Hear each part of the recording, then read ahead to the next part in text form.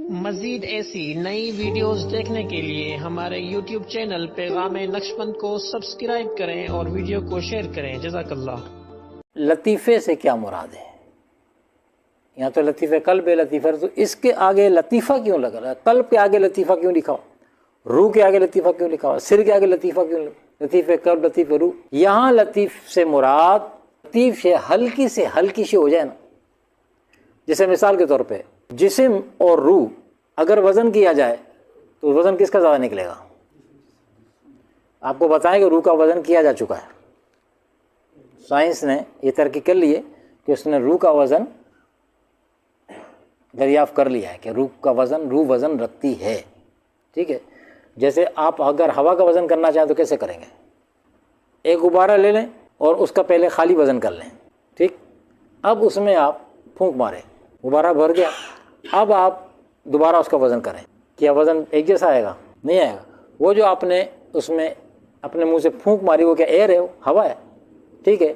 تو غبارے کا وزن آپ پہلے کر چکے تھے، اب جو اضافی وزن آئے گا وہ آپ کی ایئر کا وزن ہوگا، اس میں جو آپ منہ سے بھریں یا کسی پمپ سے بھریں وہ ایئر کا وزن نکل کے آ جائے گا۔ بالکل اس طرح جسم کے اندر جو روح ہے، تو مرنے سے پہلے جسم انسانی جو بالکل قریب مرگ لوگ تھے، ڈاکٹروں نے دیکھا کہ اب یہ ایکسپائر ہونے والا ہے نا، اس کا وزن کر لیا انہوں نے۔ اس کا وزن کرنے کے بعد جب اس کی روح نکل گئی، اب دوبارہ وزن کیا تو اس کے وزن میں وہ کمی تھی، جو وزن کم ہوا وہ سمجھ گئے کہ یہ روح کا وزن تھا۔ اس طرح میڈیکلز کے علم رکھنے والوں نے اس طرح علم حاصل کیا کہ روح بھی وزن رکھتی ہے۔ تو لیکن اس کے باوجود ہم نے کہا کہ روح زیادہ وزن رکھتی ہے یا جسم زیادہ وزن رکھتا ہے؟ یقیناً جسم زیادہ وزن رکھتا ہے۔ جسم زیادہ وزن کیوں رکھتا ہے؟ یہ کثیف ہے، مادہ ہے، اور کثیف معنی یہ بھاری چیز، کوئی موٹی چیز، اور اس کے مد مقابل جو ضد ہے، کثیف کی جو ضد ہے وہ لطیف ہے۔ اب کثیف بدن کی جو ضد ہے وہ لطیف کے آپ کی جسم وہ روح ہے، ہلکی سے ہلکی، اس طرح لے لیں، ہلکی سے ہلکی شے جو ہے وہ جتنا اس کو ہلکا کرتے جائیں وہ لطیف سے لطیف ہوتی جائے گی، لطیف سے لطیف ہوتی ہے۔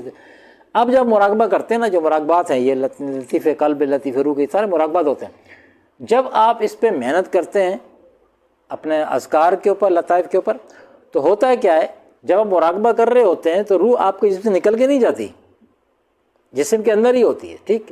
تو بعض ساتھیوں کو جس کو اگر یہ پریکٹیکل ہوا ہو، مشاہدہ ہوا ہو، تو انہوں نے دیکھا ہوگا کہ جب آپ کبھی مراقبہ کرتے ہیں تو آپ کو اپنا جسم بڑا ہلکا محسوس ہوتا ہے، اور بعض کو ایسا لگتا ہے کہ وہ زمین سے اڑ گئے ہیں۔ یہ سب مراقبات میں ہوتا ہے، لیکن کب ہوتا ہے؟ جب ذکر کی کثرت ہوتی ہے۔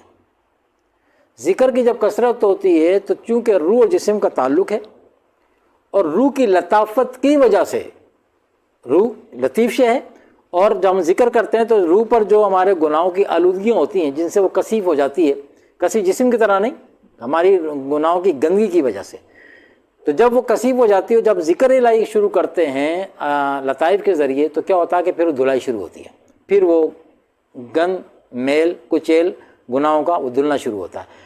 جب دھلنا شروع ہوتا ہے تو روح پھر اپنی اصلی حالت طرف آنا شروع ہوتی ہے۔ اصلی حالت کیا ہے؟ وہ تو بڑی لطیف ہے، بہت ہی ہلکی ہے۔ جب آئی تھی تو گناہوں سے بالکل پاک تھی۔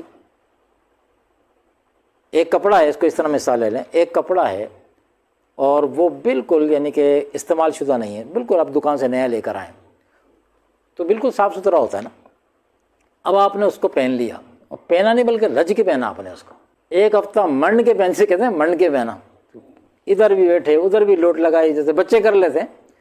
تو پھر وہ جو آپ نے فرسٹ ٹائم کپڑا پہنا تھا، وائٹ سوٹ آپ نے کاٹن کا پہنا یا بچوں کو پہنایا، اور بچے تو یوں صبح شام تک جو کپڑوں کا حال کرتے ہیں، جب آپ نے پہنایا تھا وہ کپڑا اس کو، تو اس پہ ایک دھبا بھی نہیں تھا، یہ تھا لطیف۔ اب جب شام تک بچے نے اس کا کیا ستیہ ناش، بے شمار دھبے، داغ، یہ وہ سب اس نے لگا لیے نا، اس میں مٹی شٹی سارے لگ گئے اس کے اوپر، تو اب جب کپڑے کے اوپر یہ داغ دھبے جب یہ آ گئے نا، تو کپڑا اب لطیف ہوتے ہوئے بھی کثیف ہو گیا۔ ابھی سمجھ میں آئی بات؟ کہ روح کا تعلق بھی ایسے ہی ہے کہ روح تو آئی تھی بڑی پاکیزہ جو فرسٹ آئی، مگر اور کافر کی روح بھی ایسی آتی ہے، اس لیے حضور نے فرمایا کہ جو بھی بچہ پیدا ہوتا ہے وہ دین اسلام کی فطرت پر پیدا ہوتا ہے، یعنی اللہ کسی کو کافر پیدا نہیں کرتا، تو روح جو آتی ہے وہ مسلم ہی ہوتی ہے۔ یہ پھر ماحول کے حوالے سے پھر اس کے معاملات بنتے بگڑتے ہیں۔ تو بالکل اس طریقے سے روح جو ہے لطیف سے لطیف تر شے، جب ہم ذکر الہی کرتے ہیں تو وہ کیا ہوتا ہے، وہ کثافتیں گناہوں کی وہ جو میل کچیل ہے وہ دھلنا شروع ہوتا ہے، وہ دھلتے دھلتے کیا ہوتا ہے کہ روح اپنی اصلی حالت طرف جانا شروع ہوتی ہے۔ اور جب روح لطیف سے لطیف تر ہونے کا سفر طے کرتی ہے یا طے کر رہی ہوتی ہے تو جسم اس سے محروم نہیں رہتا، کیونکہ وہ ساتھ ہے۔ تو پھر اس لیے آپ کو بعض اوقات کیا ہوتا ہے کہ آپ مراقبے کے اندر جب بیٹھتے ہیں تو مراقبے کے اندر آپ صرف روحانی طور پہ نہیں، یعنی کہ روح کے طور پہ نہیں، بلکہ آپ کو آپ کا پورا اپنا وجود ہی بالکل ہلکا محسوس ہوتا ہے۔ اس کو ایک مثال سے اور سمجھ لیں کہ جب آپ سوتے ہیں تو آپ خواب دیکھتے ہیں، بستر پہ پورا ہمارا وجود ہوتا ہے، اور کبھی آپ خواب دیکھتے ہیں کہ آپ ہوا میں اڑتے چلے جا رہے ہیں اور آپ اپنے ہی آپ کو دیکھ رہے ہوتے ہیں، ایسے ہی ہوتا ہے۔ آپ ہوا میں اپنے آپ کو بڑا ہلکا پھلکا محسوس کر رہے ہیں اور ہوا میں اڑتے چلے، آپ کو کچھ نہیں سمجھ میں آ رہا کہ میں کس طرح جا رہا ہوں اور میں اتنا ہلکا پھلکا، لیکن فیل ہو رہا ہے، بالکل فیل ہو رہا ہے آپ کو کہ میں بالکل ہلکا ہو گیا ہوں، حالانکہ جسم ساتھ تھا۔ جو حالت خواب میں ہم ہوتے ہیں تو یہ علماء کرام نے اسے سیلانی روح کے نام سے لکھا ہے، جو ہمارے سونے کے بعد سیر کرتی ہے، اور سیر اس انداز میں کرتی ہے کہ وہ ہزاروں میل دور بھی چلی جاتی ہے مگر اپنے جسم سے تعلق اس کا قائم رہتا ہے۔ اسی لیے کبھی آپ اگر دیکھ رہے ہوتے ہیں کہ آپ اپنے گھر میں رات کو سوتے ہیں یا دن میں سوتے ہیں اور کوئی خواب اگر آپ دیکھیں تو آپ دیکھ رہے ہیں کہ آپ کوئی ساتھی اپنے آپ کو دیکھے کسی مقدس مقام پر ہے، کوئی مکہ شریف پہنچا ہے، کوئی مدینہ منورہ پہنچا ہوا ہے، کوئی کسی اور مقدس مقام پہ پہنچا ہوا ہے، دنیا کسی خطے میں پہنچا ہوا ہے جو ہزاروں میل دور ہے، ہزاروں میل دور وہ اپنے آپ کو خواب میں دیکھ رہا ہوتا ہے، اور ادھر کسی نے گھر میں سے آ کے اسے ہاتھ سے ہلایا اور ادھر آپ بیدار ہو گئے، لمحہ بھر نہیں لگا کہ ہزاروں میل دور کا سفر واپس طے ہو گیا۔ تو روح اس انداز میں سفر کرتی ہے، اس انداز میں سیاحت کرتی ہے، یہ اس کا پاور ہے کہ اپنے جسم سے تعلق قائم رکھتی ہے۔ ادھر آپ کو ٹچ کیا، ادھر وہ ہزاروں میل کا سفر واپس اپنے بستر پہ، آنکھ کھلی تو اپنے گھر میں۔ تو یہ سفر وہی کر سکتا ہے جو انتہائی لطیف ہو چکا ہو، جو بہت ہلکا ہو۔ تو جب ہم ذکر الہی کرتے ہیں تو ذکر الہی کی برکت سے پھر ہماری روح جو ہوتی ہے اپنی اصلی حالت طرف آتی ہے، اور اس کا پھر فائدہ پھر ہمارے اس مادی جسم کو پہنچتا ہے۔